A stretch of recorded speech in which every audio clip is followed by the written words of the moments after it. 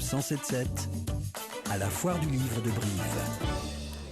Et nous poursuivons ensemble notre voyage au pays des livres et c'est une belle découverte que je vous propose maintenant en compagnie d'une autrice qui a publié son premier roman. Bonjour Marion Roucheux. Bonjour Francine. Votre livre s'appelle Les chairs impatientes et il débute avec une magnifique citation de Marguerite Duras. Je suis exténuée de désir. C'est une phrase de l'amant qui contient un peu les deux thèmes du livre, l'épuisement et le désir. Exactement, ce que j'ai aimé dans cette phrase et ce qui m'a tenue pendant toute l'écriture de ce texte, c'était comment on peut se retrouver dépassé, aliéné par le désir, sa force, sa puissance et son côté absolument infini. Alors ça débute sur l'histoire d'une jeune maman qui vient peu de temps après la naissance de son deuxième enfant de craquer et qui a besoin de partir en maison de repos.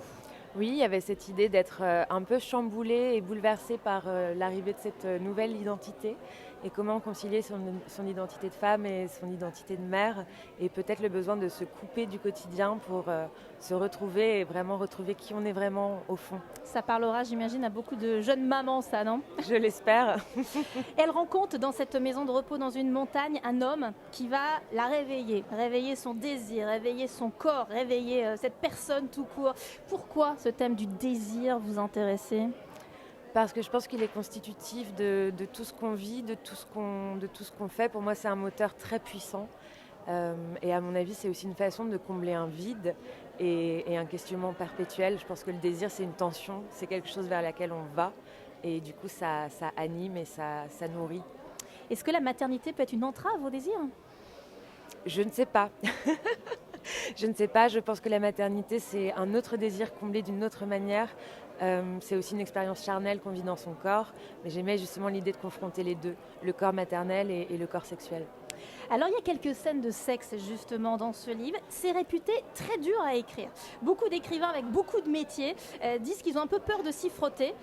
Vous y allez alors que c'est votre premier roman. Ça vous a pas effrayé ? Ça ne m'a pas effrayée parce que c'est un sujet qui m'a toujours passionnée. J'écris un peu avec les tripes. Et pour le coup, je pense que le sexe, il n'y a rien de plus interne, de plus animal.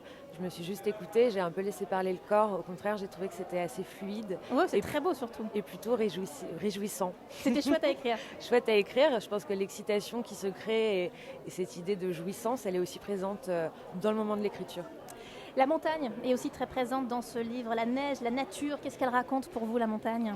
La montagne, pour moi, c'est un paysage assez effrayant, assez anxiogène, assez étouffant. Ah bon, mais ça n'est pas dans le livre, j'ai l'impression. Non, parce que justement, j'avais envie de découvrir l'autre partie, cette partie infinie, blanche, couvante, mais couvante dans un sens positif, se sentir un peu maternée. J'ai aimé cette idée d'un retour aux éléments qui nous couvent et qui nous suivent et qui nous prennent de haut, mais en nous regardant avec un peu de bienveillance aussi. C'est votre premier roman et donc votre première foire du livre de Brive. Alors, est-ce que je peux avoir vos premières impressions ?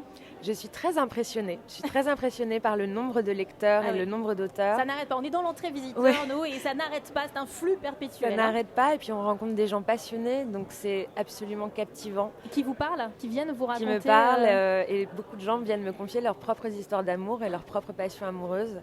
Des hommes, des femmes de tous les âges. Et ça, c'est tellement précieux que je reviendrai avec grand plaisir. Mais c'est pas intimidant, même ? Un peu, mais je donne beaucoup de moi dans ce livre et c'est comme si on me rendait quelque chose en retour et du coup c'est gratifiant et vraiment très précieux.